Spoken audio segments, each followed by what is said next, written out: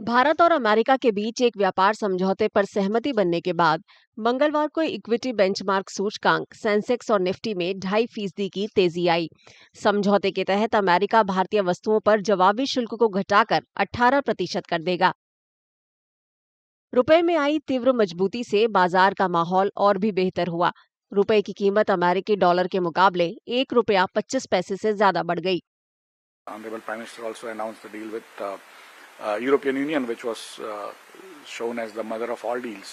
But the US deal is pretty much the most important deal in my opinion, because it's the largest economy in the world. It is also very import dependent, and we have a need to export goods and services because of our manpower. We need to give them employment, and we are complementary countries in a way. We are both democracies. We both work by rule of law.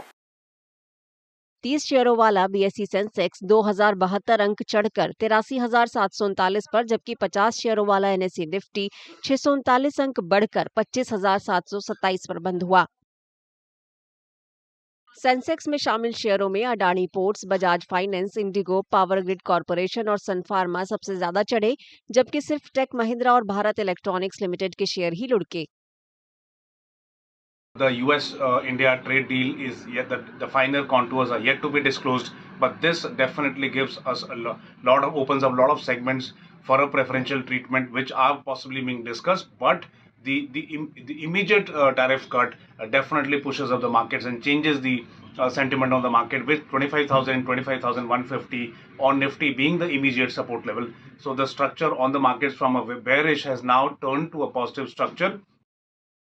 क्षेत्रीय स्तर पर सभी सूचकांकों में भारी खरीदारी देखी गई। इनमें रियल एस्टेट, बिजली, पूंजीगत सामान, ऑटो, धातु, वित्तीय सेवाएं, स्वास्थ्य सेवा, उपभोक्ता टिकाऊ वस्तुएं और बैंकिंग शेयरों ने 2 से 4% की बढ़त दर्ज की। व्यापार समझौते के ऐलान ने कपड़ा, चमड़ा, रत्न और आभूषण, सी फूड, निर्यात और खासकर केमिकल शेयरों में भी तेजी से उछाल को बढ़ावा दिया। Pharmaceutical, gems and jewelry, textiles, leather, footwear, electronics, engineering goods.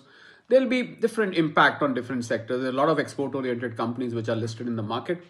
So I think we should allow things to settle down and let the markets get closer to its fundamentals. Let the reality of the deal absorb into the market. Let the fine print be properly read, understood. I think then one should form a trend, and then one should take a view. But overall, yes, an extremely positive news, the kind of trigger that market was waiting for a very long time. एशियाई बाजारों में दक्षिण Korea का KOSPI सूचकांक तेजी से चढ़ा और लगभग 7% की छलांग लगाई। जापान के निक्केई, चीन के शंघाई कंपोजिट और हांगकांग के हैंगसेंग सहित अन्य एशियाई बाजार भी बढ़त के साथ बंद हुए। यूरोपीय बाजार मंगलवार को बढ़त के साथ कारोबार कर रहे थे, जबकि वॉल स्ट्रीट सोमवार को बढ़त के साथ बंद हुआ। विदेशी संस्थागत निवेशक सोमवार को शुद्ध विक्रेता रहे और उन्होंने 1,832 करोड़ रुपए से ज्यादा के शेयर बेचे।